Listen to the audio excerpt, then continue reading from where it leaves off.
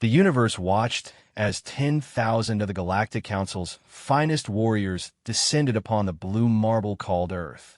They came in ships that blotted out entire continents from the sun, their hulls gleaming with technology that had conquered 100 worlds before this one. The Council had deliberated for cycles, observing the primitive species that called themselves humans, measuring their crude nuclear weapons and laughable space programs against the might of civilizations that had mastered faster-than-light travel when Earth's ancestors were still learning to use fire. Commander Vax Theta stood on the bridge of the flagship Dominion's edge, his 4 arms crossed in a gesture of supreme confidence. The tactical displays showed Earth's defenses, a scattered collection of satellites, a few space stations that barely qualified as orbital platforms, and ground-based weapons that wouldn't scratch the paint on a Council scout ship. The commander species, the Krillians, had evolved on a world where the gravity would crush a human in seconds, where the atmosphere itself was a toxic soup of chemicals that dissolved most organic matter. They were walking tanks, each soldier carrying enough firepower to level a city block. The Council's armada consisted of beings from dozens of worlds, each species bringing their unique advantages to the battlefield. The ethereals could phase through solid matter, making them perfect infiltrators. The Gorvax possessed telepathic abilities that could overwhelm primitive minds with terror. The silicon-based crystallites were virtually indestructible, their bodies harder than any material Earth had ever produced. 10,000 of the galaxy's most fearsome warriors, veterans of campaigns that had brought entire star systems to their knees. The humans had been given the standard ultimatum 3 Earth days ago. Surrender unconditionally, accept Council rule, and contribute their resources to the greater galactic community, or face complete subjugation. Every other species had eventually chosen surrender when faced with such overwhelming odds. The Council's databases showed that humans possessed nothing that hadn't been seen and defeated 1,000 times before. Earth's response had been puzzling. Instead of the expected surrender or the futile mobilization of their entire military force, the humans had sent a single transmission, a set of coordinates in what they called the Rocky Mountains, and a message: send your terms in person. One representative will meet you. The Council's xenopsychologists had analyzed this response for hidden meanings, traps, or deceptions. They found nothing but what appeared to be typical human stubbornness. The species was known for its irrational pride, its refusal to accept reality even when faced with certain doom. Several Council members had advocated for immediate bombardment, but Supreme Admiral Corvain had overruled them. The Council prided itself on giving every species a chance to surrender with dignity. The landing force consisted of a full battalion, 1,000 soldiers that could have conquered most worlds by themselves. They descended through Earth's atmosphere in dropships that moved like predators, their shields casually batting aside the few missiles the humans half-heartedly launched. The landing zone was a valley surrounded by peaks that the humans considered tall, though they barely registered as hills to species from high-gravity worlds. The warriors spread out in perfect formation, their armor systems automatically adjusting to Earth's environment. Sensors swept the area, finding nothing but local wildlife and sparse vegetation. The coordinates led to a small clearing where a single figure waited. The human sat on what appeared to be a folded piece of fabric, a long object resting across its lap. By galactic standards, it was almost pitifully small, barely 2 meters tall, with no natural armor, no redundant organs, no visible biological weapons. It wore simple fabric clothing that wouldn't stop a child's toy on most Council worlds. Beside it sat a small pack and what the xenobiologists identified as a primitive chemical combustion heating device the humans called a camp stove. Lieutenant Grax of the Thornlings approached first, his species known for their diplomatic skills despite their fearsome appearance. 2 meters of muscle covered in poisonous barbs. His translator worked to parse the human's language as it spoke without looking up from the small device where it appeared to be heating water. "You're early," the human said, its voice carrying an odd tone the translator tagged as amusement. "Coffee isn't ready yet." Grax's 6 eyes blinked in sequence, a sign of confusion. "You are the designated representative of your species?" The human finally looked up, and Grax noticed its eyes, forward-facing like a predator, but with an unsettling stillness. I suppose I am. Name's Sarah Chun. Sergeant, technically, though I haven't worn the uniform in years. You are military? Grax couldn't hide his surprise. This creature showed none of the bearing of a warrior. These days I just enjoy the mountains. She gestured to the surrounding peaks.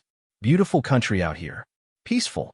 More council soldiers had formed a perimeter, their weapons trained on this lone human who seemed utterly unconcerned by their presence. Captain Thox of the Gorvax tried to probe her mind and recoiled immediately. There was something there, not a shield exactly, but a vast emptiness like staring into a void that stared back. Your government sent a single soldier to negotiate the surrender of your entire species. Commander Zoaxtheta had arrived, his massive frame dwarfing the seated human. Sarah Chun smiled, an expression that somehow made several hardened warriors take an involuntary step back. Negotiate? No, they sent me to give you a history lesson. She poured hot water into a small cup, adding a dark powder that released an aroma the atmosphere processors identified as caffeine-bearing plant matter. The casualness of the gesture in the face of overwhelming force was either insanity or something else entirely. You see, Sarah continued, taking a small sip, humanity has a saying, if you want peace, prepare for war. But we've got another one that's less well known. If you want to win a war, make the cost of victory unbearable. You threaten us? ZYX Theta's voice rumbled with what his species used as laughter. Your most powerful weapons cannot breach our shields. Your armies are primitives with chemical propulsion projectiles. You have no fleet worthy of a name. All true, Sarah agreed readily. Can't argue with any of that. But you're missing the point. You ever wonder why Earth's militaries still train snipers? The question seemed like a non sequitur. Several council members exchanged glances through their helmet displays. Snipers, single soldiers with projectile weapons designed for long-range precision killing. An outdated concept in galactic warfare where energy shields and armor made such weapons obsolete. It's not about the weapon, Sarah explained, setting down her cup and, finally, picking up the long object from her lap. It was indeed what the databases identified as a sniper rifle, though modified in ways the tactical computers couldn't quite parse. It's about the psychology. One shot, one kill, could be from anywhere, at any time. Changes how you think, how you move, how you sleep. Commander Zoax Theta's forearms spread in amusement. You cannot seriously suggest that primitive projectile weapons pose a threat to council forces. Sarah stood slowly, the rifle held casually, but with the ease of long familiarity. Your shields are impressive. Stop energy weapons, kinetic impacts, radiation. But they're designed for military threats. Big, obvious dangers. She walked to the edge of the clearing, several soldiers tracking her movement. Humans are persistence hunters. Did your xenobiologist tell you that? Our ancestors would chase prey for hours, days even. Not fast, just relentless. The prey would run, rest, run again. But we just kept coming. Slow, steady, inevitable. Primitive hunting techniques have no bearing on modern warfare. Captain Thox interjected, though something in the human's tone was beginning to unsettle him. Don't they? Sarah turned back to face them. Your shields are always on during combat. But what about when you're eating? When you're sleeping? When you're dealing with waste extraction? What about when you're maintaining equipment, or treating wounded, or just scratching an itch? The silence that followed was broken only by the wind through the pines. Several soldiers checked their shield status involuntarily. 10,000 soldiers, Sarah continued. Impressive, but you'll need to eat. You'll need to sleep. You need to take off that armor sometimes. And somewhere, maybe a kilometer away, maybe two, there'll be a human with a rifle and patience. You would violate the conventions of warfare, Hoixtheta growled, but there was something different in his tone now. Target support personnel attacked during agreed ceasefires. Conventions? Sarah laughed, and the sound was entirely without humor. You came to conquer our world. You think we care about your conventions? She lifted the rifle, not aiming at anyone, just holding it up for inspection. This weapon? It's not special. We've got millions like it. And behind everyone is someone who learned to shoot by hunting deer at 300 meters. Someone who knows these mountains, these forests, these cities like you know your ship corridors. The tactical implications were beginning to sink in. Urban warfare against a population where any civilian could be a sniper. Supply lines constantly under threat. No safe zones, no rear areas, no moment of complete security. But let's talk specifics, Sarah said, sitting back down on her camp chair. Your shields stop fast-moving projectiles, but they let slow-moving objects through, where you couldn't sit down, couldn't touch anything. Our labs figure out the threshold. Projectile moving at walking speed goes right through. She pulled something from her pack, a simple metal cylinder. Subsonic ammunition. Quiet, slow, and very, very precise. Your computers are already analyzing it, aren't they? Calculating that it couldn't penetrate your armor. You're right. But your joints? The seal where your helmet meets your chest piece?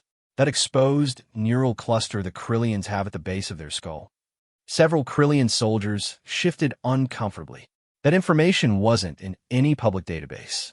We've been watching you too, Sarah explained. Every species that's visited Earth, every diplomatic mission, every trade delegation. Learning weaknesses, studying anatomy, preparing. Preparation means nothing against overwhelming force, HFY Theta insisted, but his certainty was wavering. We could glass your planet from orbit. Could you? Sarah asked. Sure, technically. But that's not how the Council operates, is it? You need worlds intact, populations alive to serve. Scorched Earth doesn't pay tribute. Dead workers don't mine resources. And the galaxy is watching. How many other species are grumbling under Council rule? What happens when they see that Earth made the cost so high you had to resort to genocide? She stood again, shouldering the rifle with practiced ease. So here's what's going to happen. You're going to land your forces. We're going to fade into our cities, our mountains, our forests. And then we're going to start hunting, one by one. Patient, relentless. Maybe it takes a year. Maybe it takes 10. But every day your soldiers will wonder if today's the day they feel that slow bullet slip through their shields. Every night, they'll wonder if they'll wake up. The wind had picked up, rustling through the trees with a sound like whispers. Several Council soldiers found themselves scanning the ridgelines, searching for threats that their sensors insisted weren't there. The Vortex thought they could occupy us in 2089, Sarah mentioned casually. Lasted 6 months before they decided it wasn't worth it. The Zilani Trade Confederation tried economic pressure in 2102. We made their collectors disappear so consistently they wrote off the entire sector. You want to be the third to try. You're bluffing, Captain Thok said, but his telepathic senses were screaming warnings. This human's mind was like staring into an abyss. Not empty, but full of a patient, terrible purpose. Sarah smiled, that unsettling smile again. Am I? Tell you what, to prove I'm serious, I'll give you a demonstration. Free of charge. She raised the rifle to her shoulder in one smooth motion, sighting down its length at something none of the Council soldiers could see. The suppressed shot was barely louder than a cough, and, half a second later, a crystallite warrior's shoulder joint sparked as something impacted the tiny gap where armor plates met. The soldier spun, raising shields that were already up, searching for a threat that was already gone. Subsonic round, polymer jacket, tungsten core, Sarah explained as if giving a classroom lecture. Designed to fragment on impact with crystalline structures. Your medics will want to dig those pieces out quickly. They're coated with a mild acid that won't do permanent damage, but will hurt like hell until neutralized. The wounded crystallite was already being tended to, medics scanning for contamination. The injury was minor, barely worth noting in a real battle. But the psychological impact rippled through the formation like a wave. That shot came from 1,800 meters, a technician reported, voice tight with disbelief. Through wind shear and thermal layers. The margin of error at that range. We call it Kentucky windage, Sarah said. Something else we learn hunting. Not in any manual, not in any computer. Just generations of practice, passed down, refined. You can't teach that in a simulation. You learn in the field, where you don't learn at all. Commander HFY Theta found himself reassessing everything about this encounter. This wasn't bravado or desperate posturing. This human, this single, unaugmented, seemingly fragile human, had just demonstrated a capability their tactical computers hadn't accounted for. And, if she was to be believed, her species had millions more like her. "What are your terms?" he asked finally, the words tasting like ashes. Sarah poured herself another cup of coffee, taking her time. "Simple. You leave. All of you. Don't come back. Tell the council that Earth is more trouble than it's worth. We'll stay in our little corner of the galaxy. You stay in yours." The council does not accept terms from primitive species, Theta said automatically, but the words lack conviction. "Then, don't call them terms," Sarah suggested. "Call it a cost-benefit analysis. You can have Earth, but it'll cost you, not in grand battles or glorious warfare, in soldiers who vanish on patrol, in supply convoys that never arrive, in fear that spreads through your ranks like a disease, in the knowledge that every human you see might be marking you, waiting for that perfect shot." She stood, breaking down her rifle with practiced efficiency. "We won't win. We know that. Can't stand against your fleet, can't match your technology. But we'll make sure you lose. Every victory will taste like defeat. Every occupied city will be a drain on your resources. Every dead human will create 10 more who take up the scope." The rifle disappeared into its case, just another piece of camping equipment. Sarah shouldered her pack, looking for all the world like someone preparing for a pleasant hike. "Give the council our regards," she said, turning to leave. "Tell them Earth is open for tourism, trade, cultural exchange. But conquest." She paused, looking back over her shoulder. "That's going to cost more than you're willing to pay." She walked away, leaving 1,000 of the galaxy's finest warriors standing in a mountain clearing, watching her go. Not one of them fired. Not one of them moved to stop her, because each of them was suddenly, acutely aware of how many hiding spots surrounded them, how many angles of fire existed, how vulnerable they were despite their technology. And, in the trees, though the sensors detected nothing, several of them could have sworn they saw the glint of other scopes, tracking them, waiting. The demonstration was over. The lesson had begun. The chamber of the Galactic Council stretched beyond what most species could perceive, a vast space that existed partially in several dimensions to accommodate representatives from worlds where physics worked differently. At its center, the inner circle convened. 12 species who had founded the Council 3,000 years ago, their combined might having brought order to a chaotic galaxy. Supreme Admiral Corvain of the Hegemony floated in his aquatic sphere, bioluminescent patterns flickering across his translucent skin as he reviewed Commander Theta's report. Around him, the other members of the inner circle absorbed the information in their own ways, some through direct neural interface, others through chemical signals, one through controlled gravitational fluctuations that conveyed meaning in ways no solid species could comprehend. The human's words echoed through the transcript. "We'll make sure you lose." Counselor Vexhai of the Ethereals phased into partial visibility, her form rippling with indignation. The Ethereals had evolved beyond physical conflict millennia ago, considering it beneath civilized species. Yet this report suggested something disturbing, a species that had refined violence not into overwhelming force, but into something far more insidious. The recorded footage from a mountain encounter played across multiple spectrums. Council analysts had dissected every frame, every word, every micro-expression on the human's face. The shot that had wounded Subcommander Krex was examined from every angle, the trajectory calculated and recalculated. The results were troubling. The human had fired through a gap in the crystalline warrior's armor that was less than 2 centimeters wide, at a range that should have made such precision impossible with primitive chemical propulsion weapons. More disturbing were the environmental factors. Crosswinds that changed direction 3 times along the bullet's path, thermal variations that should have deflected the projectile, the Coriolis effect of the planet's rotation. The human had compensated for all of it without any visible technological assistance. "Luck," insisted Warlord Thrak of the Gorvani Empire. His species had built their civilization on martial prowess, and the idea that primitives could pose a threat rankled him. A single fortunate shot proves nothing. The psychological profile suggests otherwise, countered Dr. Zektich, the Council's chief xenopsychologist. The insectoid beings' compound eyes reflected the data streams surrounding them. The human displayed no stress indicators, no elevated biochemical signatures suggesting fear or anxiety. The shot was not luck, it was routine. The debate that followed would have seemed chaotic to human observers. 12 species arguing in different languages through different mediums, with concepts that didn't always translate. Yet the Council's translation matrices worked flawlessly, converting thought and meaning across the gulf of alien psychology. What emerged from the chaos was a pattern the Council had never encountered before. Every species they had conquered had followed predictable paths. They either fought with everything they had in grand battles, or they surrendered when faced with overwhelming odds. Even guerrilla resistance followed patterns: strike at weak points, fade away, gradually weaken as resources dwindled, and hope faded. The Council's xenopsychologists had written entire treatises on the stages of species submission. But the humans were suggesting something different.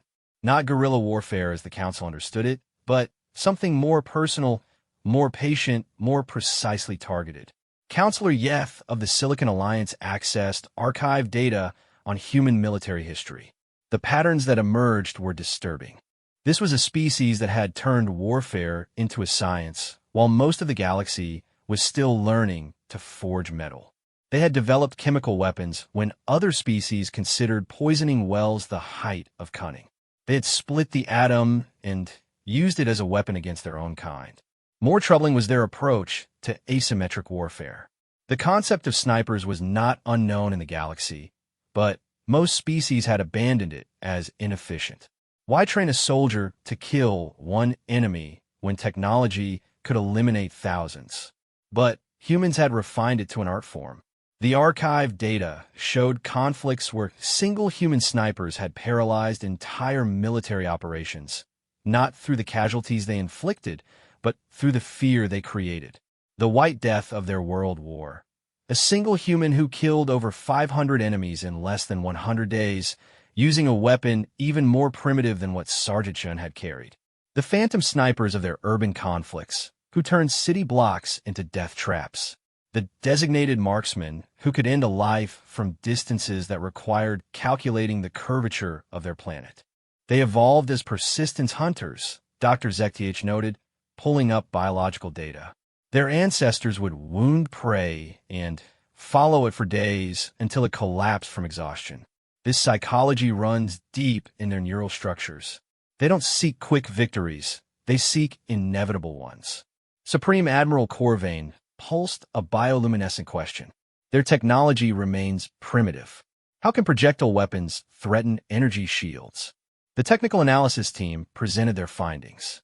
The humans' claim about shield permeability was accurate, a necessity of physics. Shields that stopped everything would also stop air molecules, making breathing impossible. They had to be calibrated to allow slow-moving objects through. The Council had never considered this a vulnerability because no military force used such slow projectiles. They were ineffective against even basic armor. But the humans had developed specialized ammunition that moved just below shield threshold velocity.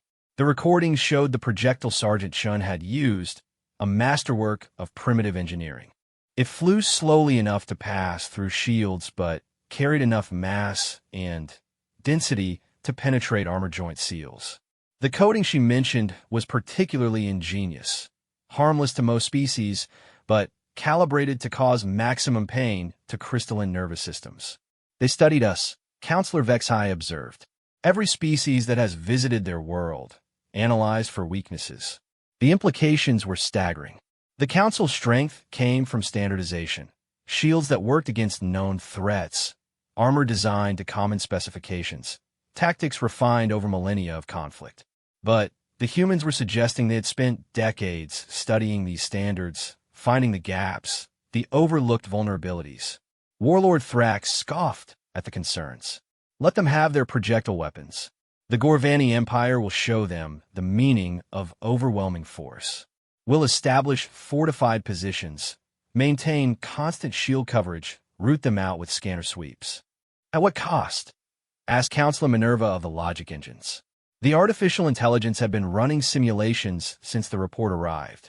If the humans' claims are accurate, millions of potential snipers, each capable of precision strikes at extended range, the resource allocation for occupation becomes prohibitive. The simulations painted a grim picture. Occupying a world where any civilian could be a sniper meant treating every member of the population as a potential threat. It meant constant vigilance, rotating shifts that never allowed rest, supply lines that needed heavy escort for even basic necessities. The psychological toll alone would be enormous. Soldiers who never knew when a slow bullet might find that one weak spot in their defenses. The Vortex, Supreme Admiral Corvain, brought up the historical record. They reported a 93% casualty rate among occupation forces. Not from direct combat, but from what they classified as environmental attrition. The record was sobering. The Vortex had been minor species, barely spacefaring, when they attempted to claim Earth as a colony world in what the humans called 2089. They had landed 40,000 colonists, protected by 10,000 soldiers. 6 months later, the survivors had evacuated, reporting that humans had made their existence a living nightmare. Colonists found with precision holes through their environmental suits. Soldiers who simply vanished during patrols. Equipment that failed at critical moments because someone had put a bullet through a crucial component from 2 kilometers away. They learned, Dr. Zekth observed, each encounter with alien species taught them more about our weaknesses. They've been preparing for this moment since they first made contact with the galactic community. The debate continued for cycles, each member of the council bringing their species' perspective to bear. The warriors spoke of honor and the need to demonstrate council strength. The merchants calculated the cost in resources and reputation. The philosophers questioned the ethics of conquering a species that would resist so completely. But beneath it all was a growing unease. The council had brought order to the galaxy through a simple principle. Resistance was futile because the cost of resistance exceeded the cost of submission. Species surrendered because fighting meant destruction. The humans were inverting that equation. They were saying submission would cost more than resistance. What if others learned from them? Counselor Yeth posed a question that had been lurking unspoken. What if other species see that the council can be discouraged? The silence that followed was heavy with implications. The council ruled hundreds of worlds, quadrillions of beings. Most had submitted peacefully, but there were always underground movements, whispers of rebellion, species that chafed under council rule. If word spread that a primitive species had made the council reconsider through sheer stubbornness. The human mentioned the Zelani Trade Confederation, noted Counselor Flux, whose species existed as sentient energy. They confirmed the account. Collection agents sent to Earth had a casualty rate approaching 80%. Not from military action, from targeted elimination. The Zelani were known for their ruthless efficiency in resource extraction. If they had abandoned Earth as unprofitable, it spoke volumes about human determination. Warlord Thrax's frustration boiled over. We're the Galactic Council. We've conquered species with technology that makes these humans look like they're still living in caves. Are we truly considering retreat because of primitive projectile weapons? Not retreat, Supreme Admiral Corvain corrected. Strategic reassessment. The human was correct about one thing. We need worlds intact and populations productive. A species that would rather die than serve is of no use to the council. The discussion shifted to alternatives. Could they negotiate? The humans had been clear. They wanted to be left alone. No tribute, no technology sharing, no integration into the galactic community. Just isolation. It went against everything the council stood for, this idea that a species could simply opt out of the galactic order. We could demonstrate our power, suggested Council of X-High. Destroy one of their cities from orbit. Show them the futility of resistance. And validate their propaganda, Dr. Zekth countered. They would use it as proof that we're conquerors who rule through fear. Every dead human would become a martyr. Their psychological profiles suggest they respond to such losses with increased determination, not submission. The humans' words about persistence hunting haunted the discussion. This wasn't a species that would break under sudden shock. They were built for the long chase, the gradual wearing down of prey. They would turn their entire world into a hunting ground, and the Council's forces would be the prey. Cost projections began to accumulate. The resources needed to maintain an occupying force under constant sniper threat. The medical facilities for treating the unique wounds these specialized projectiles would cause. The psychological support for soldiers who would never have a moment of true safety. The replacement rate for personnel who would break under the strain. There's another factor, Counselor Minerva added. Their information warfare capabilities. Every Council soldier killed by a sniper would be broadcast across their networks. They would name them, show their faces, humanize them to our own populations. Support for the occupation would erode. The Council had conquered through overwhelming force that made resistance seem pointless. But what happened when the enemy refused to acknowledge that overwhelming force? When they simply accepted that they would lose, but decided to make victory meaningless. The Shimmer Vipers of Kepler, 442, Dr. Zek drew an analogy from xenobiology. Small, primitive creatures. But their defense mechanism is to make themselves so troublesome to eat that predators learn to avoid them. Not through poison or armor, but through sheer unpleasantness. They thrash. They release pheromones that induce nausea. They make consumption such an ordeal that even starving predators seek other prey. The comparison was apartment humans were making themselves too troublesome to conquer. Not impossible. The Council could glass their world if it chose. But that would gain them nothing. And attempting to occupy them would drain resources that could be better used elsewhere. What message does it send if we withdraw? Warlord Thrak demanded that any species can defy the Council if they're willing to hide and take potshots at our forces. What message does it send if we lose 10,000 soldiers to attrition? Supreme Admiral Corvain countered. If we spend decades trying to pacify a single world, if our forces return broken by an enemy they never truly faced, the debate raged on, but the tide was turning. The cost-benefit analysis that the human had suggested was proving persuasive. Earth had resources, yes, but nothing unique. Its strategic position was useful, but not critical. Its population could contribute to the Council's labor force, but only if they were willing. And they had made it abundantly clear they would never be willing. There's one more thing, Counselor Yeth said, accessing a restricted file. The humans' nuclear arsenal. It's primitive by our standards, but they have enough weapons to render their own planet uninhabitable. Their psychological profile suggests they might actually use them rather than submit. Mutuellement assurés de destruction. The humans had lived under that threat amongst themselves for generations. The idea that they might turn it against conquerors was not far-fetched. A species that would destroy their own world rather than surrender it. Counselor Flux mused. Perhaps they are too primitive for the Council. Too savage. Or too dangerous. Thought several Council members, though none voiced it aloud. The vote, when it came, was closer than any in recent memory. 7-5 in favor of classifying Earth as a Level 9 restricted world. Too troublesome to conquer. Too primitive to integrate, to be left alone until they either destroyed themselves or evolved beyond their current nature. The official record would state that the Council had evaluated Earth and found it lacking in resources worth the effort of integration. The truth that a single human with a rifle had made the most powerful alliance in the galaxy reconsider will be buried in classified files. But word would spread, as word always did. Whispers in the underdecks of Council ships. Rumors in the markets of occupied worlds. A story that would grow in the telling. How humans had faced down the Galactic Council with nothing but patience and precision. And on 1,000 worlds, beings who had never thought to resist would hear that story and wonder. In the Council chambers, as the members dispersed to relay the decision to their fleets, Dr. Zek lingered over the psychological profile of Sergeant Sarachun. There was something there, something beyond the obvious. The void that the telepaths had sensed wasn't emptiness. It was focus. A mind pared down to a single purpose, honed like the weapons her species favored. The insectoid xenopsychologist added a note to the file. Further contact not recommended.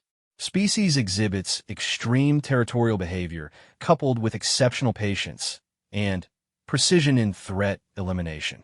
Probability of successful integration, negligible. Probability of significant council losses in attempted conquest, unacceptable.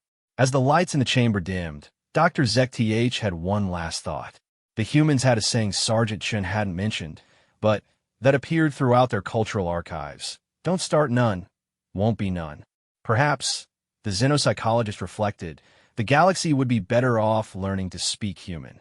The Council fleet had not yet fully withdrawn from Earth's solar system when the Watchers began to notice. They were there in the places between, the forgotten corners of occupied worlds, the shadow markets where information flowed like water, the underground networks that existed wherever beings yearned for something beyond Council order. On Thesha Prime, a world conquered 2 centuries ago, a Molthan resistance fighter studied grainy footage captured by a smuggler's ship. The images showed Council dropships retreating from Earth's surface, not in the orderly fashion of a successful mission, but with the haste of forces that had encountered something unexpected.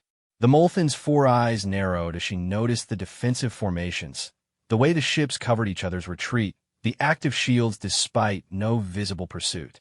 The Resistance had learned to read Council body language across a dozen species. These were not the movements of conquerors.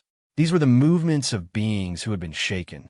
In the depths of Kepler Station, a massive trading hub that served as a crossroads for 30 systems, whispers began to circulate. A Vraxian merchant heard from a Gorvok soldier, who heard from a Krillian engineer, who claimed to have a cousin in the fleet. The humans had refused to surrender. More than that, they had made the Council reconsider. The story grew with each telling, as stories do. But at its heart was a truth that resonated through the occupied territories. Someone had said no to the Galactic Council and lived to tell about it. Deep beneath the surface of Mars, in tunnels carved by the first colonists over a century ago, humanity's real response was taking shape. The chamber was vast, lit by the soft glow of holographic displays showing every planet under Council control. Thousands of humans worked in shifts that never stopped, analyzing data streams, correlating intelligence, building a picture of the galaxy's true political landscape. General Marcus Webb stood before the primary display, his weathered face showing the weight of the decision ahead. Beside him, Dr. Yuki Tanaka reviewed psychological profiles of 100 species, while Intelligence Director Fatima Al-Rashid coordinated with assets that humanity had spent decades placing throughout Council space. They're withdrawing, Al-Rashid confirmed. Full retreat to the Heliopause. Designation, Level 9, Restricted World. We're officially too much trouble to bother with. Webb allowed himself a small smile. Sarah Chan had played her role perfectly, delivering just the right mix of threat and promise to make the Council think twice. But she had been only the visible part of a much larger plan. Phase 1 complete, Webb announced to the room. Initiate Phase 2. Time to plant seeds. Humanity had learned patience from its history. They had watched empires rise and fall, seen how the mighty could be brought low not by direct confrontation, but by the slow erosion of their foundations. The Council ruled through fear and the perception of inevitability. Humans would attack that perception with something far more dangerous than bullets: hope. On the world called salvation by its inhabitants, and mining Colony 47B by the Council, a curious package appeared in the quarters of underground Leader Crest Vash. No one saw who delivered it. Security footage showed only shadows that might have been tricks of the light. Inside was a simple projectile weapon, primitive by galactic standards but precisely machined, along with specifications for ammunition that could penetrate standard Council armor at the joints. The note was brief. From Earth, with compliments. First shipment free. Terms negotiable. Similar packages appeared across the galaxy. Always to Resistance leaders. Always untraceable. Always containing just enough to prove the concept. The weapons were crude compared to Council technology, but they had one advantage. They were simple enough to manufacture with basic equipment available on any industrialized world. The Council's intelligence apparatus scrambled to track the source, but Humans had learned from centuries of their own espionage. Dead drops, cutouts, signals hidden in the cosmic background radiation that most species dismissed as noise. By the time Council agents arrived at a location, they found only empty rooms and the lingering scent of coffee, a calling card that became infamous throughout the intelligence community. But weapons were only part of the strategy. The real weapon was information. On entertainment networks that served the lower tiers of Council society, the workers, the servants, the beings who kept the great machine running, news stories began to circulate. Fiction, officially, but fiction that resonated. Tales of worlds that resisted. Characters who fought back against overwhelming odds. Heroes who used cunning and patience instead of brute force. The Council's censors worked overtime to suppress these narratives, but they spread faster than they could be contained. For every story deleted, 10 more appeared. The protagonists were never explicitly human, but they displayed human characteristics, persistence, adaptability, the willingness to accept small losses for eventual victory. The psychological impact was gradual, but measurable. Security forces on occupied worlds reported increased incidents of sabotage. Nothing dramatic.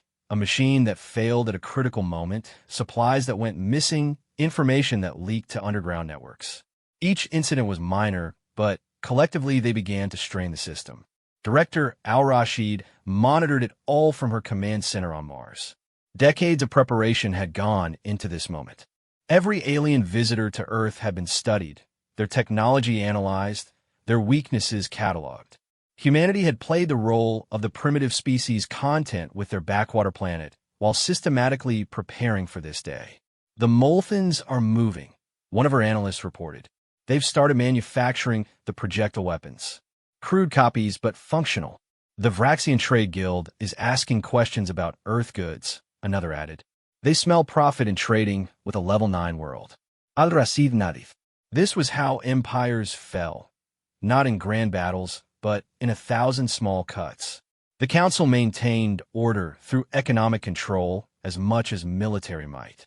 If worlds began to see alternatives, began to believe that the Council's grip could be loosened.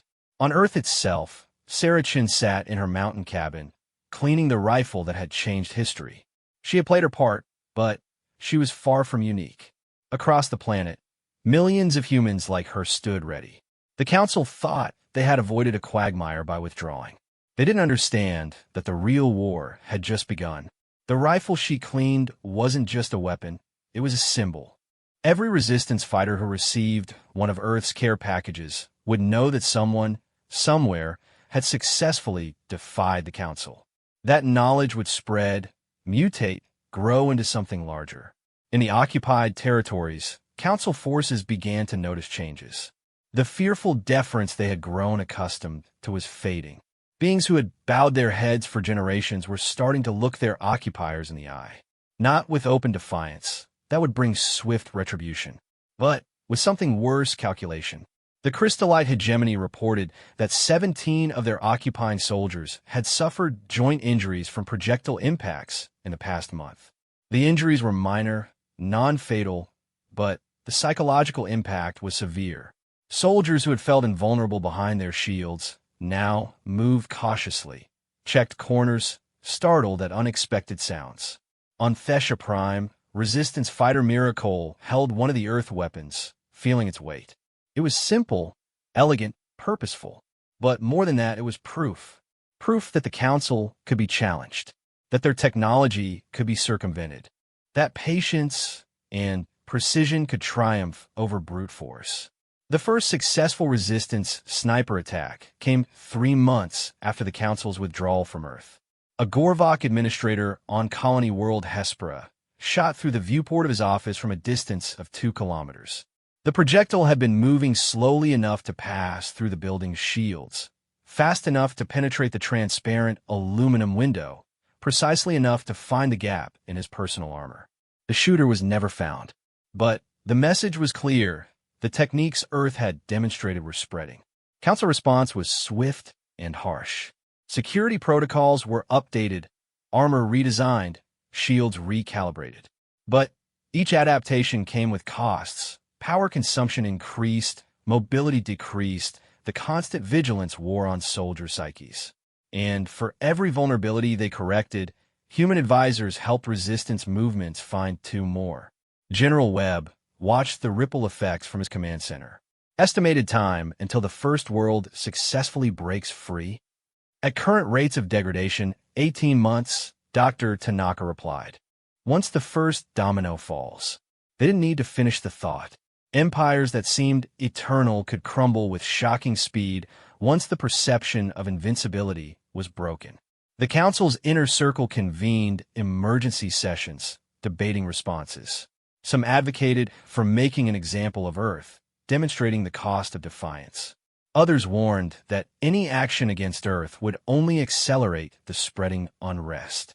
The humans had positioned themselves perfectly, too troublesome to conquer, too dangerous to attack, too influential to ignore. In the shadow markets of Kepler Station, a new phrase began to circulate. Earth goods became synonymous with reliability, with cleverness, with the kind of technology that worked when energy shields failed and plasma weapons overheated. Human traders, previously dismissed as primitives, found themselves welcomed in places that had been closed to them. But perhaps the most significant change was in the stories being told. Throughout history, mythology had shaped civilizations. The Council had its own mythology, the inevitable march of order, the futility of resistance, the beneficence of submission. Humans were seeding a counter-mythology. In bars and barracks across the galaxy, beings shared tales of the sniper on the mountain who had made the Council blink. The stories grew with each telling.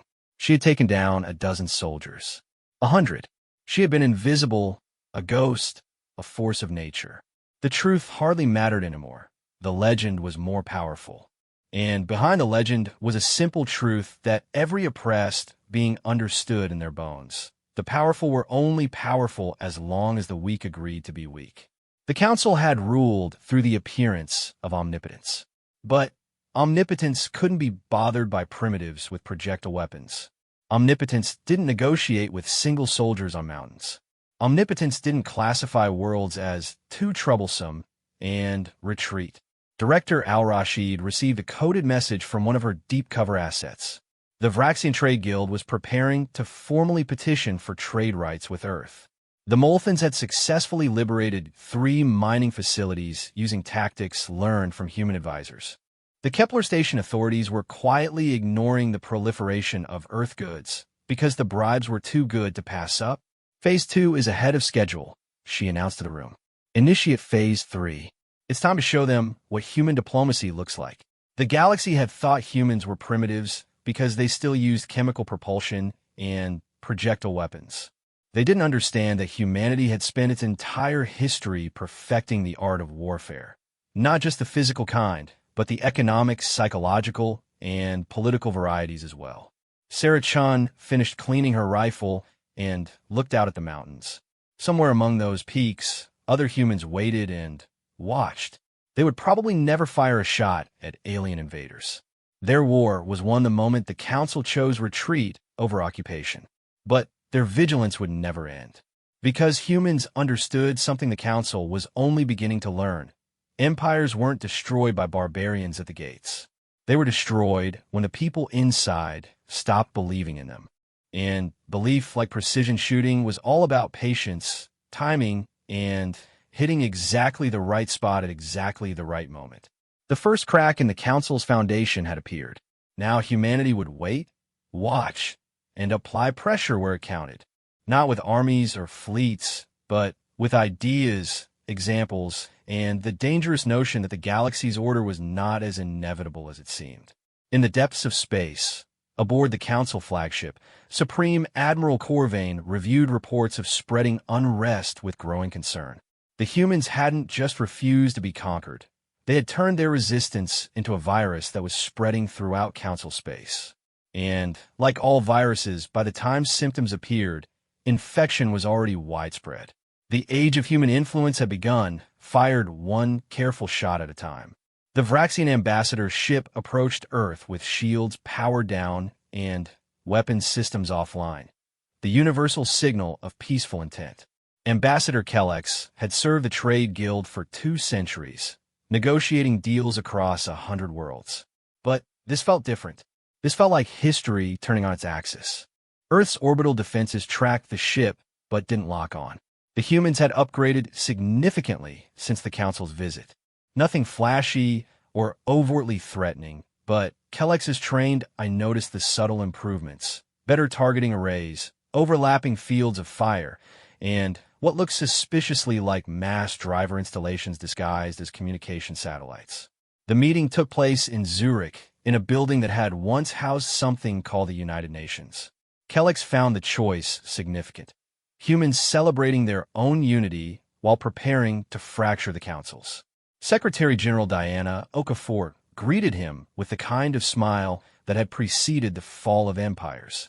She was smaller than Kellex by half, with no natural weapons or armor, yet something about her presence filled the room. "Ambassador Kellex," she said, gesturing to a chair designed to accommodate his arthropod form. "We've been expecting you." The negotiations that followed would be studied in diplomatic academies for generations, assuming there were diplomatic academies left to study them.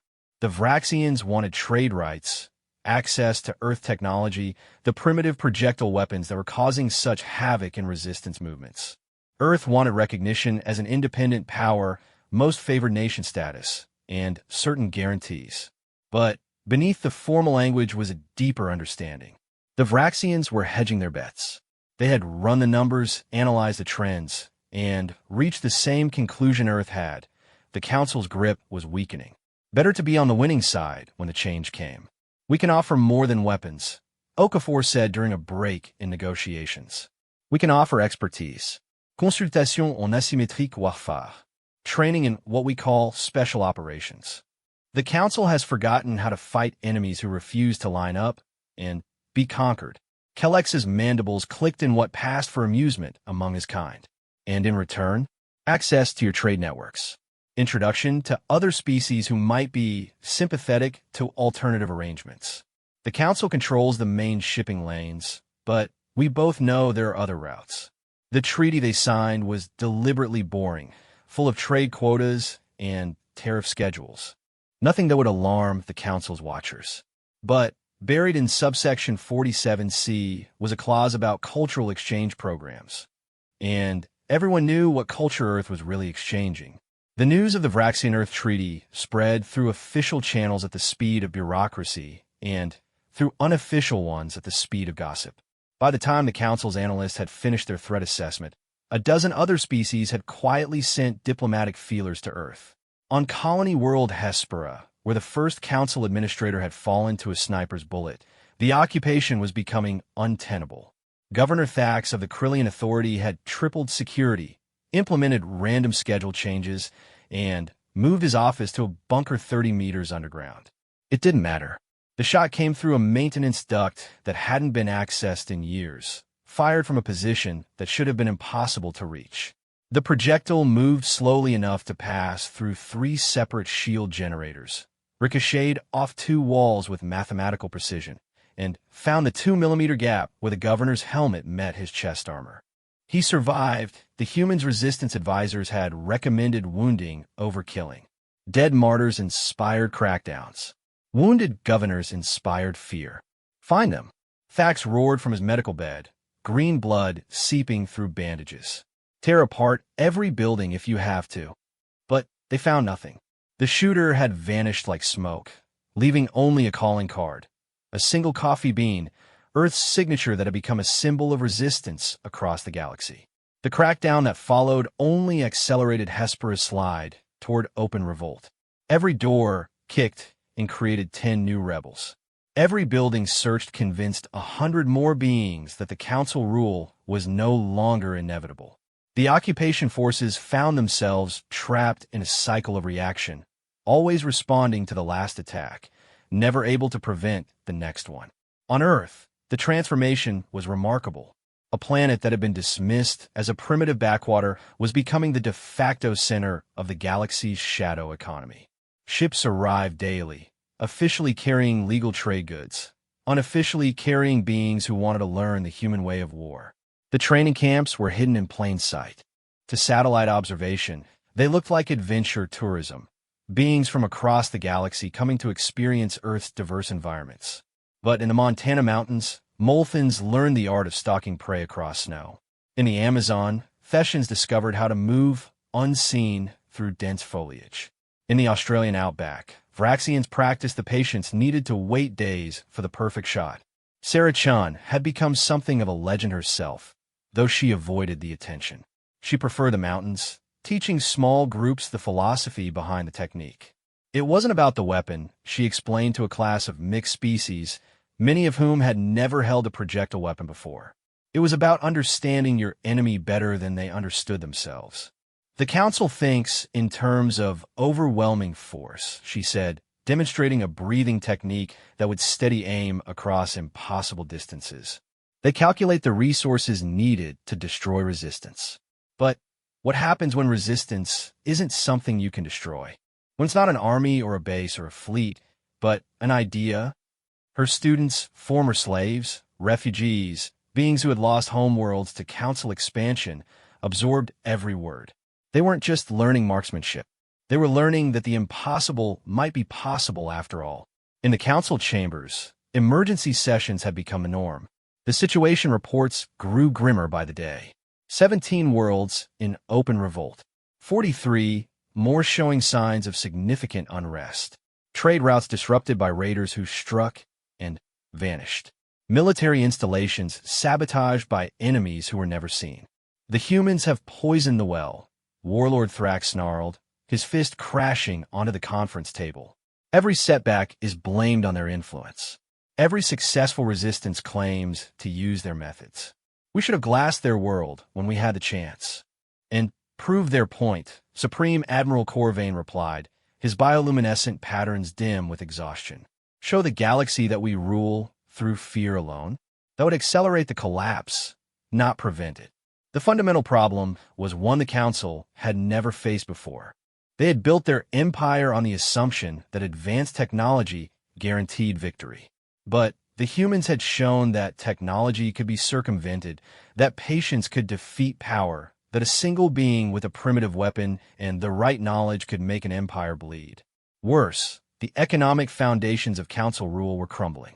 Worlds that had paid tribute for generations were finding ways to avoid it. Shipments went missing. Production facilities suffered mysterious failures. The vast machinery of empire required constant resources to maintain, and those resources were drying up. The tipping point came on Kepler Station. A routine security check turned into a bloodbath when station security tried to confiscate a shipment of Earth goods. The traders, a mixed group of species who had never shown signs of rebellion before, fought back with projectile weapons that had been hidden throughout the station. The battle lasted 3 days. When it ended, Kepler Station had declared independence, backed by a coalition of trade guilds who announced they would no longer recognize Council authority. The station's defensive systems, ironically upgraded by the Council to prevent piracy, now kept Council forces at bay. The declaration they broadcast was simple. The age of empire is ending. The age of free trade has begun. Any being or world wishing to conduct peaceful commerce is welcome. Those who come with conquest in mind will find only death. It was signed with a coffee bean symbol that everyone recognized. The Council's response was hampered by a problem they had never anticipated. Their forces were spread too thin. Every world required occupying forces. Every trade route needed protection. Every uprising demanded response. But there were only so many soldiers, so many ships, so many resources. And everywhere the snipers waited. The psychological toll on Council forces became crippling. Soldiers who had once walked with the confidence of conquerors now moved in tight groups, shields overlapping, eyes constantly scanning for threats. The stress of constant vigilance, the knowledge that death could come from any direction at any moment, broke spirits faster than any direct assault. Desertion rates skyrocketed. Entire units refused deployment to worlds known to have active resistance movements. The Council's mighty war machine, built to fight enemies who would meet them on the field of battle, was being taken apart by enemies they couldn't even see. On Earth, General Webb convened the leadership for a final assessment. The projections were conservative, Dr. Tanaka reported. We estimated 5 years for significant degradation of council control. It's been 18 months, and they're already at the breaking point. The Vraxian Intelligence Network reports 3 more species preparing to formally withdraw from the council, Director Al-Rashid added. The Molthans have liberated their homeworld entirely. The Thessians control half their system, and that's just what we can confirm. Webb nodded slowly. Then, it's time for the final phase. Time to offer them a way out. The message Earth broadcast to the council was elegant in its simplicity. No threats, no ultimatums, just an offer. The galaxy has room for many forms of governance. The council has brought order to chaos for millennia. But perhaps it's time for a new arrangement. One based on voluntary association rather than conquest, on trade rather than tribute, on mutual benefit rather than forced submission. We propose a conference. Neutral ground.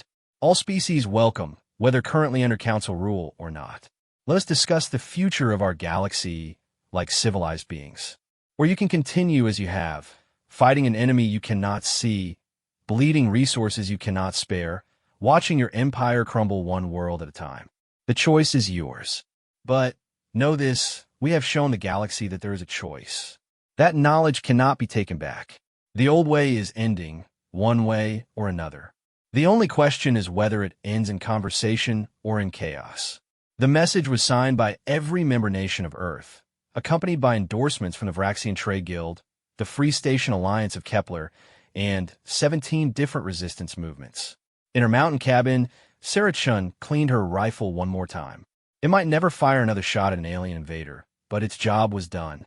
It had been the pebble that started the avalanche, the proof that David could still make Goliath think twice. The council would probably accept Earth's offer, not because they wanted to, but because the alternative was watching their empire dissolve entirely. They would come to the table, negotiate a new order, try to salvage what they could from the wreckage of the old. And at that table would sit humans patient and precise as always, ready to build something new from the ashes of empire. The age of conquest was ending. The age of choice had begun.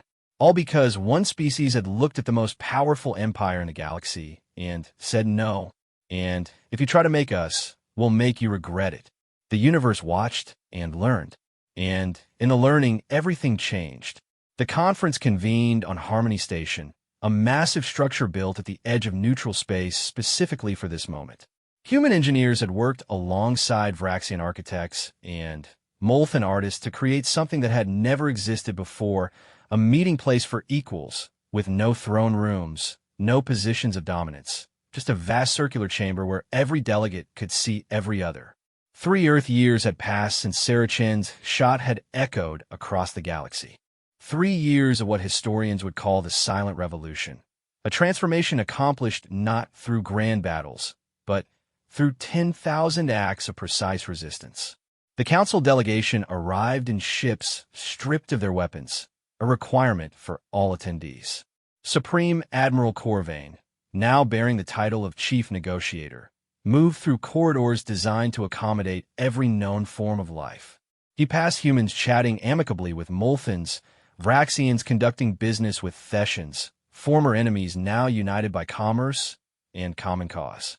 The human delegation was led by Secretary General Okafor, but she was accompanied by an unusual honor guard, 12 individuals from various Earth nations, each carrying an old-style projectile rifle. Not as threats, but as symbols. The weapons that had changed everything, now ceremonial reminders of how the mighty could fall to the patient. Among them, almost invisible in her deliberate plainness, stood Sarah Chun. The opening ceremony showcased the new reality. Where once the council would have demanded submission, now they sat as one voice among many. 47 species had sent representatives. Some had been council members, some conquered worlds, some had maintained neutrality through careful isolation. Now they all gathered as equals. The negotiations would take months, but the shape of the future was already clear. The Galactic Council would continue to exist, but as a voluntary federation rather than an empire. Worlds could choose membership with its benefits and responsibilities, or independence with its freedoms and risks. Trade would flow through multiple channels, not just council-approved routes. Disputes would be arbitrated, not dictated. But the real change went deeper than political structures. In the military academies of a dozen worlds, new doctrines were being written. The age of overwhelming force had ended.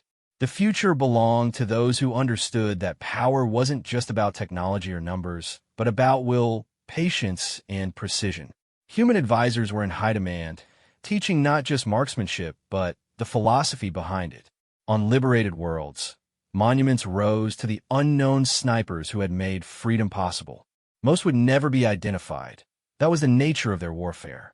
They had been farmers, teachers, merchants, workers who had taken up arms not for glory, but for necessity. Their anonymity was their monument. The Council's old guard struggled to adapt.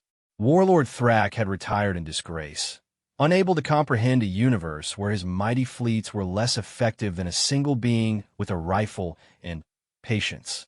Others, like Dr. Zek-Th, found new purpose in studying how the transformation had occurred, documenting the fall of empire for future generations to learn from.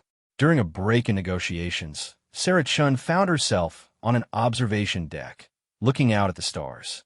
The vastness that had once seemed full of threats now held possibility. Behind her, she sensed approach, not heard, the being moved too quietly for that, but felt in the way snipers learn to feel everything around them. Sergeant Chun, Supreme Admiral Corvain's translator, rendered his clicks and whistles into English. I wanted to meet you properly.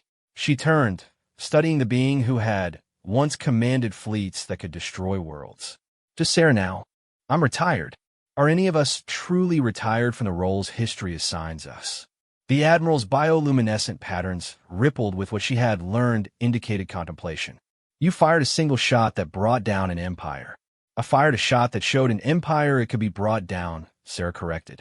Your empire fell because it was always going to fall. Every empire does, eventually. We just accelerated the timeline.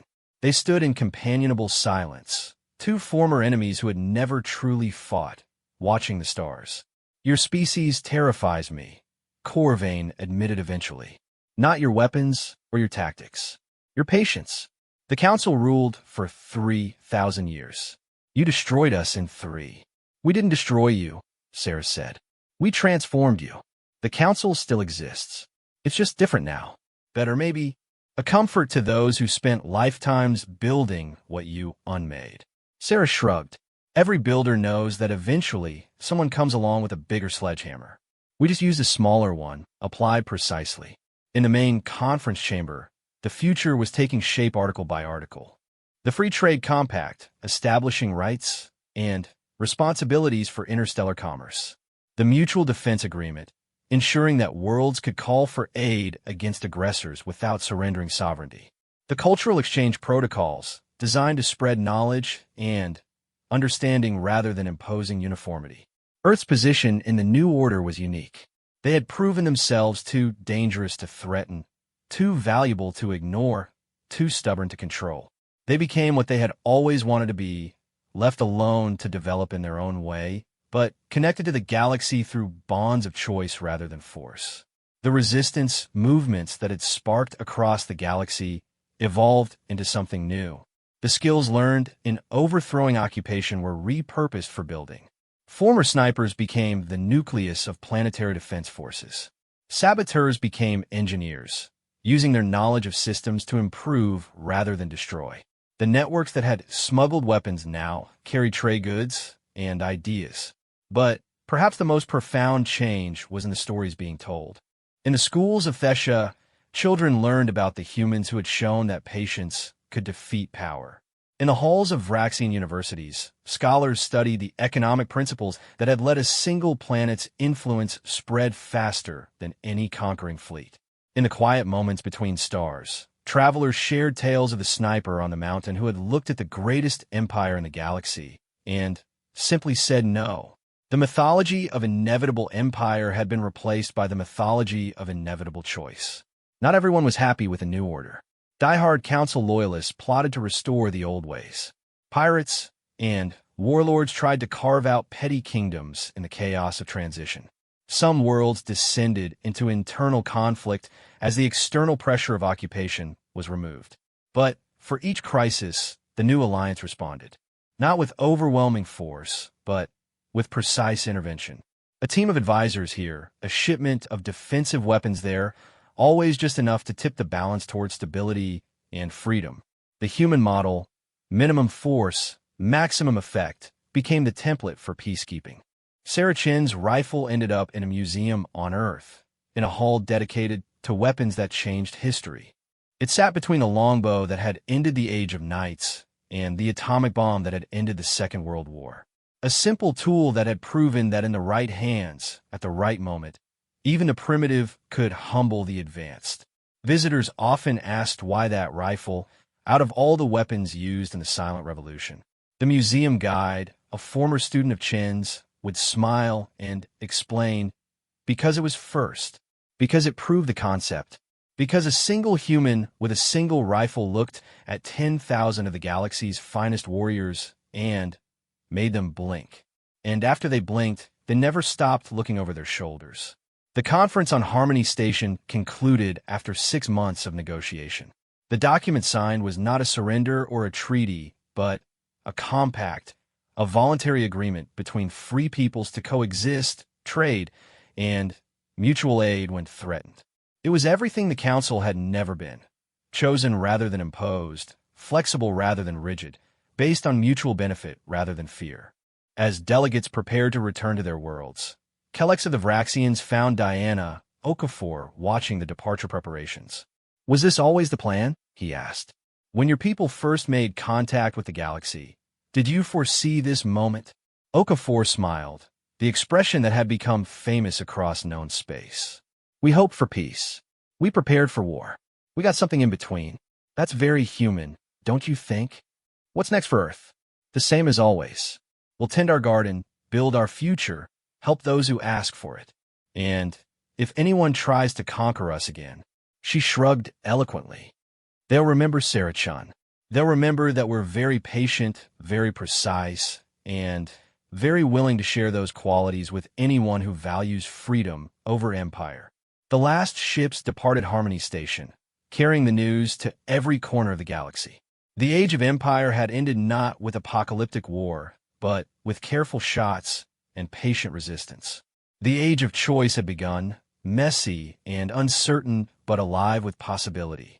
On Earth, in a mountain cabin, Sarah Chun brewed her coffee and watched the sunrise. Somewhere in the galaxy, beings she had never met were waking to freedom her actions had made possible. Somewhere else, former conquerors were learning to be neighbors instead of overlords. The universe was vast and full of wonders, and humanity had claimed its place in it not through conquest, but through the simple insistence that they would not be conquered. She had fired one shot that changed everything. But in truth, it had been fired by every human who had ever refused to bow, every person who had chosen patience over surrender, every individual who understood that empires were only as strong as the fear they inspired. The shot had been fired the moment humanity looked at the stars and decided they would meet them on their own terms. Everything else had been inevitable. In schools across the galaxy, a new lesson was being taught, not about the glory of conquest or the inevitability of submission, but about the power of saying no, about the strength found in patience, about the precision that could bring down giants. And always the lesson ended with the same reminder: the humans are still watching, still patient, still precise. They changed the galaxy not by becoming like their conquerors, but by remaining themselves.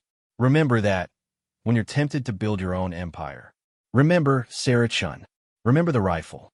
Remember that somewhere, someone is always watching, always waiting, always ready to say no. The new galaxy wasn't perfect. It was fractious, argumentative, sometimes chaotic. But it was free, and in that freedom 1,000 different futures became possible. All because one species had refused to kneel, and one woman had been willing to take the shot that proved empires could fall. The universe would never be the same. And on a small blue world in an unremarkable corner of the galaxy, humanity smiled and continued their patient watch, ready for whatever came next. After all, they had proven once that with enough patience and precision, even a single sniper could change the course of history. They were perfectly willing to prove it again, if necessary.